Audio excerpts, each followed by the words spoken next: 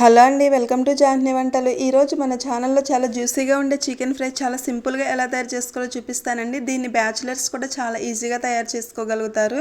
దానికోసం ముందుగా 1/2 KG chicken కడిగి పెట్టుకోవాలి. దానిలో ఒక 1/2 టీ స్పూన్ వరకు అల్లం వెల్లుల్లి పేస్ట్, 1/2 టీ స్పూన్ పసుపు, ఒక 1/2 చెంచా సాల్ట్, 1 చెంచా చిల్లీ పౌడర్ వేసుకోవాలి.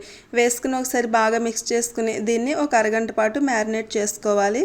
ఇలా మ్యారినేట్ చేసుకోవడం వల్ల చికెన్ ఫ్రై చాలా జ్యూసీగా వస్తుంది. తర్వాత ఒక వెడల్పుగా ఉన్న కడాయి తీసుకుని దానిలో ఒక 4-5 చెంచాలు ఆయిల్ వేసుకోవాలి. ఆయిల్ కాస్త హీట్ ఎక్కిన తర్వాత కొద్దిగా స్పైసెస్ వేసుకోవాలి. తర్వాత ఒక చిన్న కప్పు ఆనియన్స్ సన్నగా కట్ చేసి వేసుకోవాలి. అలానే రుచికి సరిపడగా పసుపు, సాల్ట్ కూడా వేసుకోవాలి. మనం పసుపు, సాల్ట్ ఇందాక చికెన్లో కూడా వేసాం కాబట్టి చూసుకుని వేసుకోవాలి. తర్వాత ఒక చెంచా అల్లం వెల్లుల్లి పేస్ట్ వేసుకోవాలి. ఇది పచ్చివాసన పోయి ఉల్లిపాయలు బాగా వేగిన తర్వాత సన్నగా కట్ చేసుకున్న టమాటా ఒకటి వేసుకోవాలి. అలానే టమాటా కొంచెం వేగిన తర్వాత ముందుగానే మనం మ్యారినేట్ చేసి పెట్టుకున్న చికెన్ కూడా వేసుకోవాలి. వేసుకుని ఒకసారి మొత్తం బాగా మిక్స్ చేసుకుని మూత పెట్టుకుని ఒక 10 నిమిషాలు స్టవ్ సిమ్లో పెట్టుకోవాలి.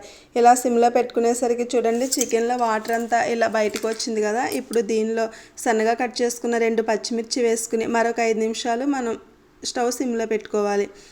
ఇలా పెట్టుకున్న తర్వాత చూడండి చికెన్ బాగా చక్కగా వేగింది కదా. ఇప్పుడు దీనిలో టేస్ట్కి సరిపడా కారం వేసుకోవాలి. కారం ముందుగా వేసుకున్నాం కాబట్టి చూసుకుని మరి కొంచెం వేసుకోవాలి.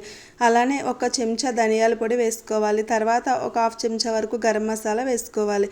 వేసుకుని ఈ మసాలాలన్నీ బాగా చికెన్కి పట్టేటట్టు మిక్స్ చేసుకున్న తర్వాత సన్నగా కట్ చేసుకున్న కొత్తిమీర కొంచెం వేసుకోవాలి.